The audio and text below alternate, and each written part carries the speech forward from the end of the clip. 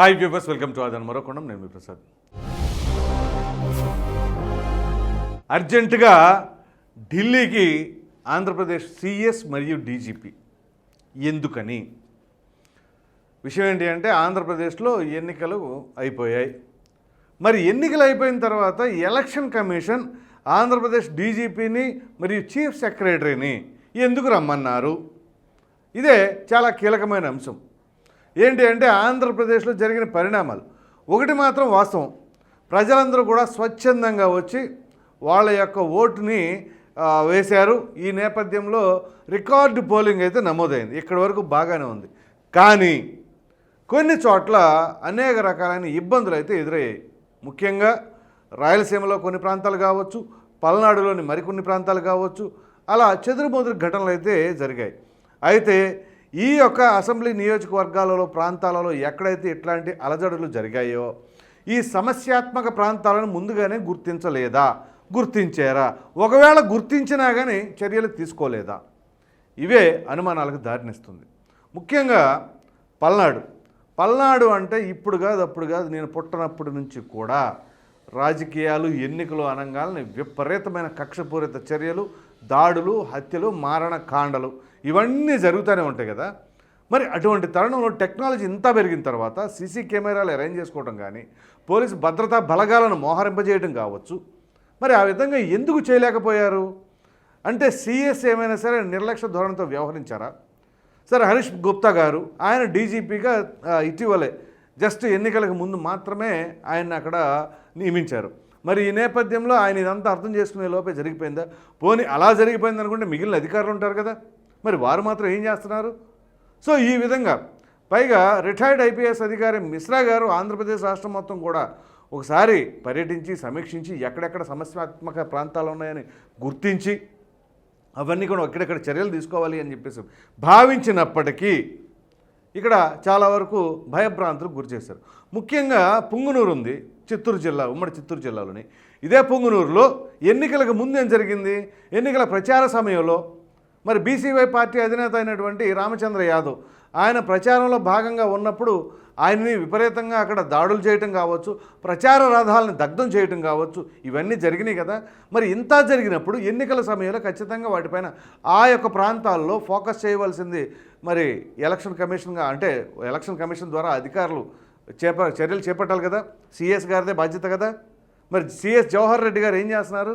పక్షపాత ధోరణితో వ్యవహరిస్తున్నారా? చూసి చూడనట్లు ఉంటున్నారా? మరో ప్రక్కన ఎన్నికల ప్రచారంలోనే ఇట్లాంటి ఘటనలు చోటు చేసుకుంటే ఎన్నికల సమయంలో ఇంకెంత సమస్యాత్మకంగా మారుతుంది అన్న ఆలోచన ధోరణిలో ఎందుకు ఉండలేదు? సో ఈ విధంగా అక్కడ పెద్దిరెడ్డి గారి నియోజకవర్గంలోనే అట్లాంటివి జరిగింది. పైగా అక్కడ సాక్షాత్తు కూటమికి సంబంధించిన ఏజెంట్లను కూడా ఎన్నికల అంటే బూతులకు రానియకుండా చేశారట. ఇదే తరహాలో పల్నాడులో, నరసరావుపేటలో కావచ్చు, మాచర్లలో కావచ్చు, గురజాలలో కావచ్చు, ఇలా పలు ప్రాంతాల్లో ఘర్షణ వాతావరణం నెలకొంది. ఇంకా చెప్పవలసి వస్తే దారుణమైన ఘటన ఏంటి అంటే కొంతమంది తెలుగుదేశం పార్టీకి సంబంధించిన ఏజెంట్లు రానియకుండా చేస్తే చివరికి ఒక మహిళ తెగించి ముందుకెళ్తే ఆవిడపైన కూడా దాడి చేశారు కదా, అది కూడా మారణాయుధం గొడ్డలతో.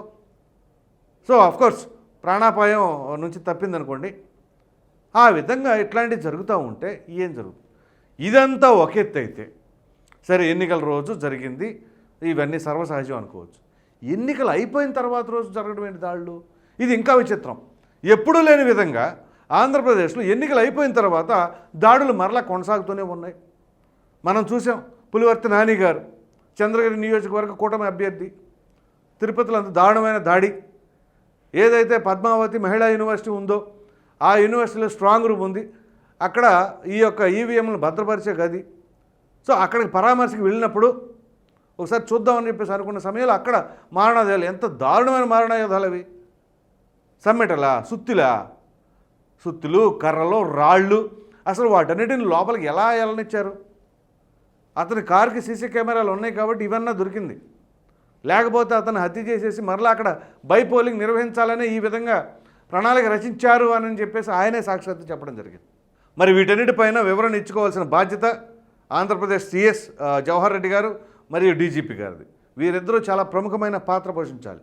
మరలా దీనికి తగ్గట్టుగా అధికారంలో ఉన్న నేతలే ఏం చెప్తున్నారంటే పోలీస్ శాఖ వారు పక్షపాత ధోరణితో వ్యవహరించారు అని అంటున్నారు. సో చివరికి అంటే అధికారంలో ఉన్న వాళ్ళ వైపు ఉంటారా పోలీస్ శాఖ వారు, ఎలా ఉంటారు, అసలు ఎవరి వైపు ఉండకూడదు, ఎలక్షన్ కమిషన్ ప్రకారంగా న్యూట్రల్గా ఉండాలి. కానీ ఎంతో కొంత అధికార పార్టీకే మొగ్గు చూపుతూ ఉంటారు. కానీ అటువంటిది వీరందరూ అంబటి రాంబాబు గారు కావచ్చు, అనిల్ కుమార్ యాదవ్ గారు కావచ్చు, ఇలా కొంతమంది వైసీపీ నాయకులే వచ్చేసి ఇదిగో ఇట్లా చేశారు అట్లా చేశారని చెప్పేసి వాళ్ళు అంటున్నారు. సో ఇదంతా జరగడానికి గల కారణాలండి. ఈ వివరణ అంతా కూడా ఖచ్చితంగా వాళ్ళు చెప్పవలసిన బాధ్యత అయితే ఉంటుంది. మరి దీనిపైన ఏం చేయబోతున్నారు ఏంటి అనేది కూడా ఉంది. దాంతోపాటుగా ఇప్పుడు ఏదైతే 11, 12 తారీఖున బటన్ నొక్కుడు కార్యక్రమం ద్వారా నేను చేయూత, రైతు భరోసా అవి ఇవి వేస్తానని చెప్పేసి అన్నారు. అవి ఎందుకు వేయలేదు ఏంటి అనేది ఇప్పుడు అంటే ఎన్నికల తర్వాత వేయండి అని చెప్పేసి అప్పుడు కోర్టు కూడా చెప్పింది. మరి దానికి సంబంధించి ఏమీ ఇంతవరకు నోరు మెదపట్లేదు. దీనికి సంబంధించి మనం ప్రత్యేకంగా ఇంకో వీడియోలో కూడా మాట్లాడుకుందాం. సో ఇట్లాంటివన్నీ కూడా ఖచ్చితంగా అక్కడ వాళ్ళు వివరణ ఇవ్వాల్సిన అవసరం ఉంది అని చెప్పేసి రాజకీయ విశ్లేషకులు అభిప్రాయపడుతున్నారు. ఈరోజు మధ్యాహ్నం 3 గంటలకి వారు అక్కడ ఎలక్షన్ కమిషన్ దగ్గర హాజరు కావాల్సి ఉంది. మరి చూద్దాం ఏం జరగబోతుంది ఏంటి అనేది.